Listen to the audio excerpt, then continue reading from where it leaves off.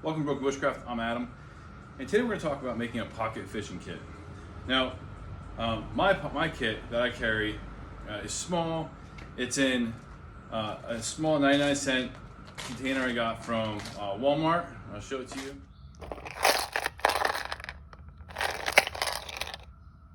And in that kit is just basically everything I need to fish, either recreational or for survival.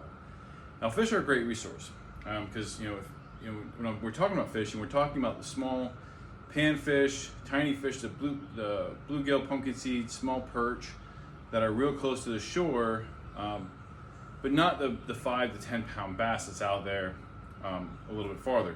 Now, if you can land that 5 to 10 pound bass, that's great. When I go hiking, I take my son's little collapsible Spider-Man fishing pole.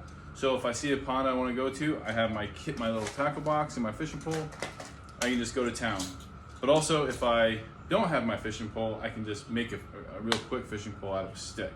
And we'll cover that at a later time. Now, in a pocket fishing kit, you're going to want to have enough stuff to fish with successfully. So my tackle box does not pack well. So maybe in my kayak it does, but it takes up a lot of space. A pocket fishing kit should just be exactly that. It should just fit in your pocket. And what you put in it is going to depend on what you want to fish for. Also, what is in your area. Now they do make these little cards. They're called Ready Man cards. They're about 15 bucks, $10 to $15. I didn't purchase this. This was in a kit that I got when I did one of the survival box memberships for a little bit.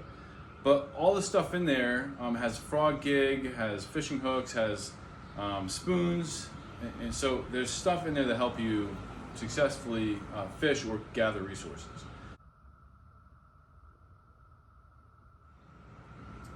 Now on there, you can see all the stuff that's on there. It says small, it's only credit card size, so it can fit in your pocket. There's a sleeve that comes with it, but if you are using a container, you can just throw it in there. Now, besides that, which because it is flimsy, it is sheet metal, it is flimsy. It will bend after a short period of time. It's not like a steel hook that was made, so it's gonna bend. It's not gonna last you very long. So just understand that manage your expectations with these. That's the biggest thing, is manage your expectations. Now, if you are gonna build a kit, the 99-cent Walmart kit, Walmart box is cheaper than the Altoids tin. But the reason I like Altoids tins, it's about $2.50, $2.99 for Altoids. One is to make your breath smell good, but two is the container itself has a reflective surface inside. You can use it as a signal mirror. You can cut this up to use this as spoons for your lures. You can make a hook out of it. If you need to, you can make a knife out of it. You can use this for char. There's a lot of things you can do with this. So because it's metal, so it's just kind of, I guess, you're getting what you pay for. The 99-cent plastic one is only going to hold equipment, but maybe you can sharpen it into a shank or something like that. Use your imagination. But your pocket tin, it can be, this was a survival can, had a kit already in it, which was really cheap. I was just kind of testing it out, seeing how it was. Everything in there was cheap. So I've cannibalized it, and now I just have the tin itself, which is empty, which I use kind of just to store other stuff in. They have Pelican cases if you want to spend a little bit more money. This is usually used for my batteries, but I thought, hey, this is a great thing to also show if you want to have this, because it still will fit in your pocket or in your pack. And then kind of one that's kind of really unconventional is a nylon or like a case. You can fit a bunch of stuff in here, but it's going to get all jumbled up. But if you had something like this survival tin, you could throw it in there with extra fishing equipment on there. Just remember, this is your tackle box. So as we'll go, I'll fill up the Altoids tin here so I can show that everything will fit in here.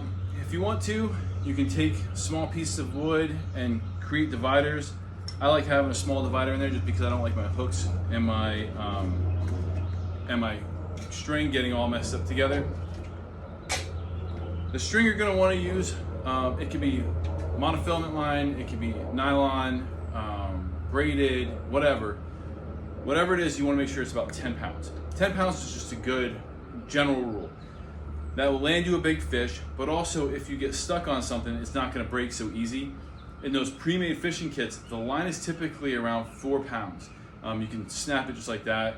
And if you only have maybe about 6 hooks, each hook you lose is a possible fish you could have had, or a meal you could have had.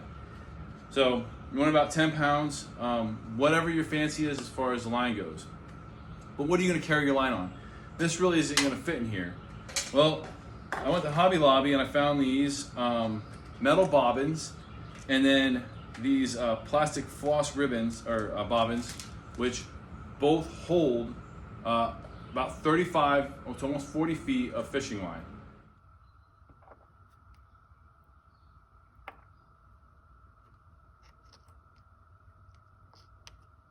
Here's the about 35 feet of fishing line, and I'll just put that right in the kit as we go along. So let's talk about hooks. So you can have, I have an assortment of hooks here in this little bag, which I like to have with me. Just it's extra gear. Or it doesn't take up much space, so I'm going to put that in the tin here. But my favorite are the Eagle Claw. Eagle Claw Snells.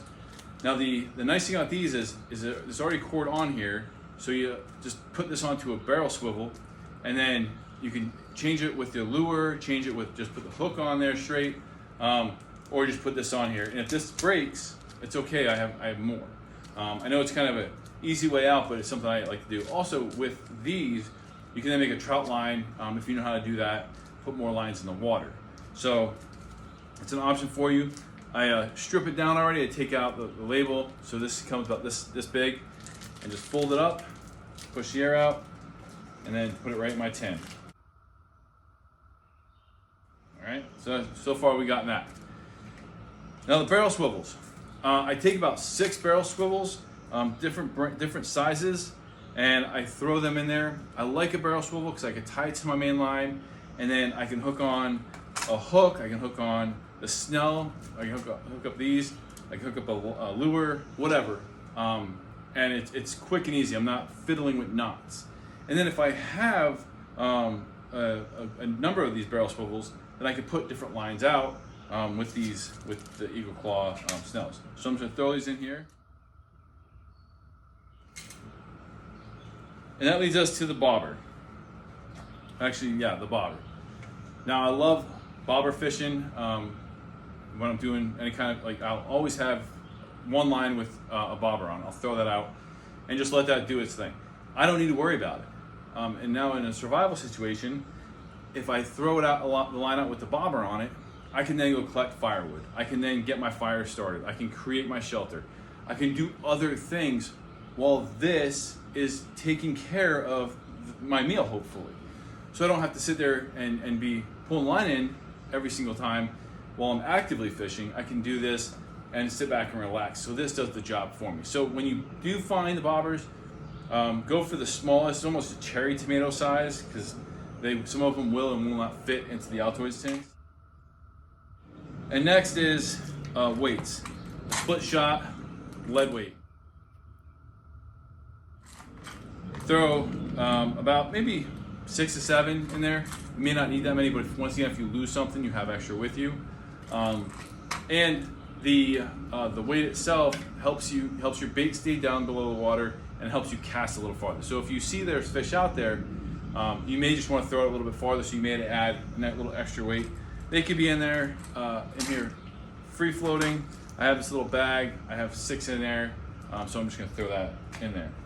And just make your little baggies if you want to, or the little snack baggies. You could just cut them and then fold it, and it's good to go.